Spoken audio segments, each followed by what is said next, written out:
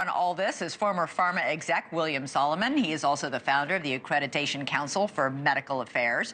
Also joining us is Rosemary Gibson. She wrote the book China RX. She's also senior advisor at the Hastings Center. William, there have been, this is not all of a sudden everybody waking up and going, holy cow, we're really dependent on China for medically necessary, life-saving drugs that we take daily in the United States.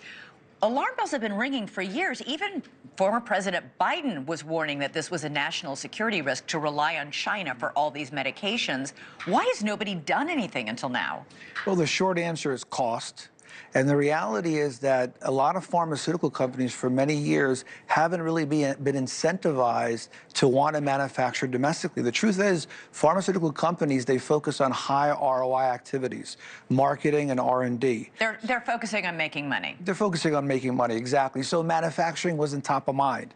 And so they decided to outsource generic manufacturing, outside of the U.S. And now, to your point, we're paying the price for that in terms of the fact that this could be a national security concern long term. Okay, so what happens if China decides, hey, the best way to get back at the United States and President Trump is to say, you know what?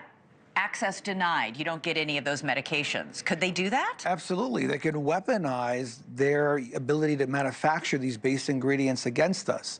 And so this is why I think even though the tariffs might have some negative short-term effects, long-term, I think it's going to be a positive for the industry as a whole, and really, again, for the national security of the country. Yeah, Rosemary, it's hard to believe that anybody looking at the United States national security didn't decide before, April in 2025 that we need to fix this problem. I mean, I get that these drug companies want to make money, but this is leaving millions of Americans really vulnerable to President Xi in China. William, we've heard several drug companies say, okay, we'll build factories here. That's going to take, you say, a minimum of 3 years for those factories to be up and going, so we're vulnerable until then. But here's the crucial point. Those are just for the brand name drugs. Most of us, when we go and fill a prescription at the pharmacy, we get the generic version because our medical insurance insists on it. The generic drug companies have razor-thin profit margins. They cannot move out of China. They will just go out of business, or they're going to pass that cost, that 25% tariff that President Trump is talking about, they're going to pass it on to you and me when we go and fill our prescriptions.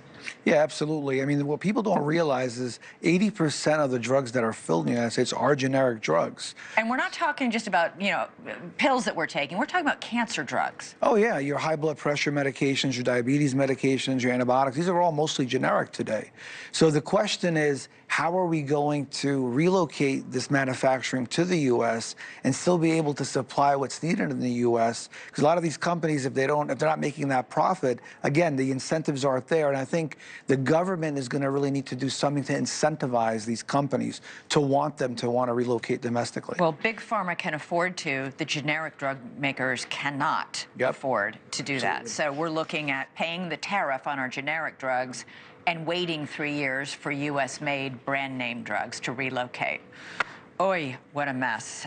Rosemary Gibson, William Solomon, thank you both so much for that really sobering reminder of what a national security issue this really is for millions and millions of all of us. Appreciate you being on the show. All right, coming up for us.